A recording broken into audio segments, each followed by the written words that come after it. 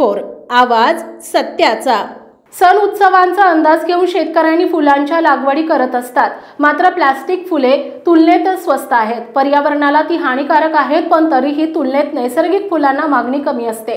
Plastic फुलांना गंध सुवास नाही, तरीही त्यांची सहज उपलब्धता, दिखाऊपणा आणि स्वस्तात असल्यामुळे लोकांचा कल त्यांच्याकडे वाढू लागला आहे। शेतकऱ्यांचे नुकसान रोखण्यासाठी आपण प्लास्टिक फुलांवर बंदी आणावी अशी मागणी आमदार श्री काशीनाथ दाते सर यांनी विधानसभेमध्ये केली आहे। पाहूयात। म्हणून त्याच्यामध्ये सुद्धा काहीतरी निर्णय शासनानं करणं गरजेचं आहे।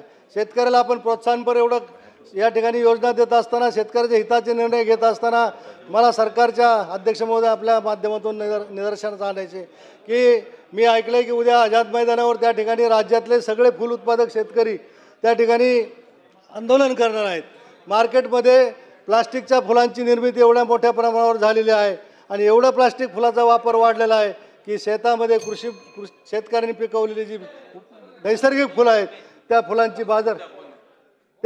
फुलांची बाजारपेठ देखील त्या ठिकाणी गेलेली आहे। आणि म्हणून मला आपल्याला सरकारला विनंती करायची की उद्या आझाद मैदानावर शेतकऱ्यांचं होणारं जे आंदोलन आहे, खऱ्या अर्थानं आपण शेतकऱ्यांचे हिताचे निर्णय घेत असेल तर त्या प्लास्टिक फुलाच्या निर्मितीच्या संदर्भामध्ये देखील शासन